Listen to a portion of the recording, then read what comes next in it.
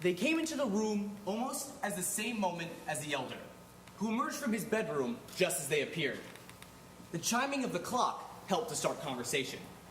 A cheap little wall clock with weights rapidly struck 12. "It's precisely the time," cried Fyodor Pavlovitch. "Sacred elder, I myself am always very punctual, to the minute, remembering that punctuality is the courtesy of kings." "Not that you're a king," muttered Musov, unable to restrain himself in time. "That's quite true. I'm not a king." "Just imagine, Musov, I even knew it myself, by God." "You see, I'm always saying something out of place." "Your Reverence," he exclaimed with a sort of instant pathos, "you see before you a buffoon."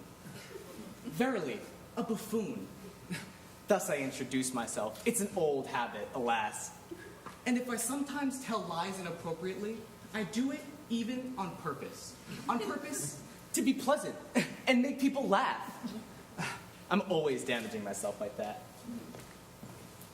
"You're doing it now, too," muttered Musov in disgust. The elder silently looked from one man to the other. "Really? Just imagine, Musov. I even had a feeling I was doing it just as I started speaking. And, I even had a feeling that you would be the first to point it out to me."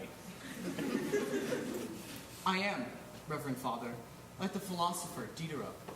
Do you know, Most Holy Father, how Diderot, the philosopher, came to see Metropolitan Platon?" He walks in and says right off, "There is no God." To which the great hierarch raises his finger and answers, "The fool hath said in his heart, there is no God." Right then and there, our man fell to his knees. "I believe," he cries, "I will accept baptism." And they baptized him at once.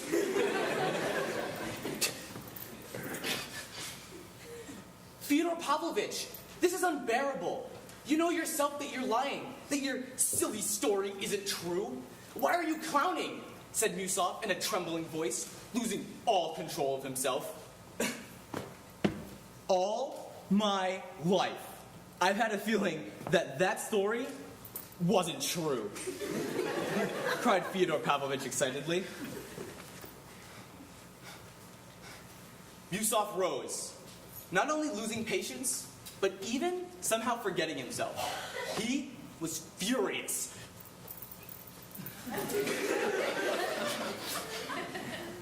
And realized that this made him ridiculous. "Do not upset yourself, I beg you." The elder suddenly rose on his feeble legs, took Musov by both hands, and sat him down again on the chair. And with a bow, he turned and sat down again on his settee. "Great elder, speak, and tell me whether I offend you with my liveliness or not," Fyodor Pavlovitch suddenly cried, gripping the arms of his chair as if he were about to leap out of it, depending on the answer.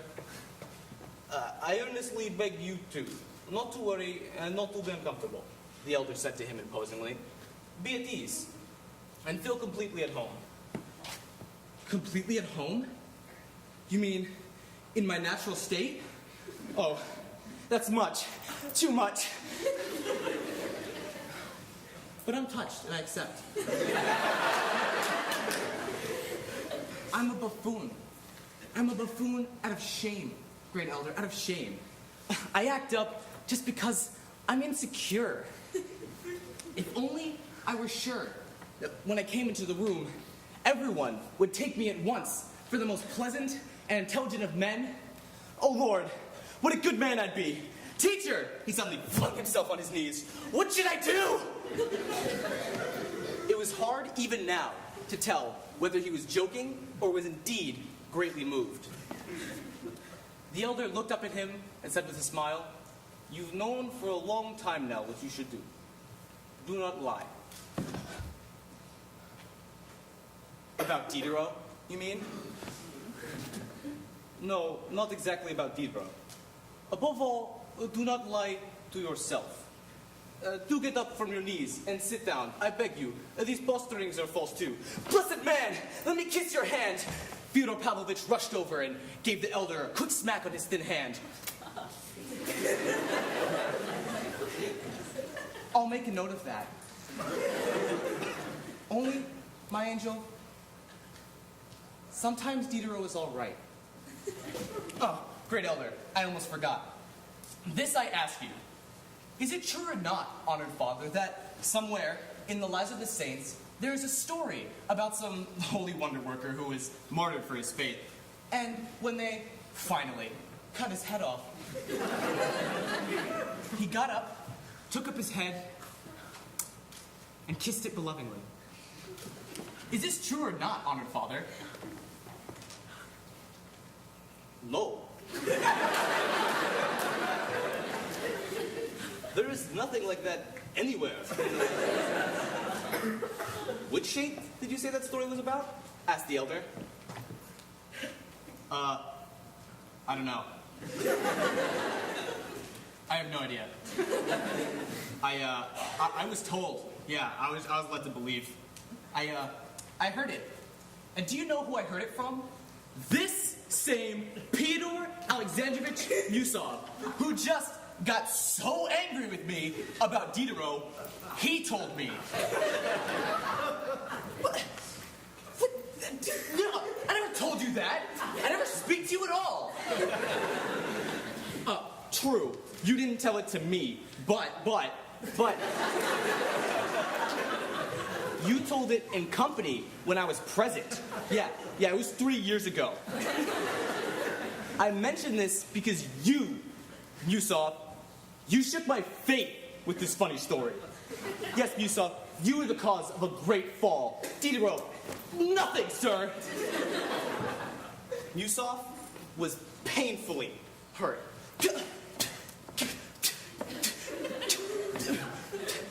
Nonsense. It's all nonsense. It was just table talk. I mean, we were just having dinner, then... So, you were just having dinner, and then I just lost my faith. Fyodor Pavlovich carried on teasing him. What do I care about your faith? Yusov almost shouted, but suddenly checked himself and said with contempt, "You literally befoul everything that you touch." The elder suddenly rose from his chair. Excuse me, gentlemen. If I leave you now but for a few minutes. He turned towards the porch in order to bless those who were awaiting him, but Fyodor Pavlovich managed to stop him at the door of the cell. "Blessed man, let me kiss your dear hand once more." Do you think I always lie and play the buffoon like this? I want you to know that I'll be silent. I'll sit on my chair and I'll be silent. Now, it's your turn to speak, Yusov. You are the most important man left for the next 10 minutes.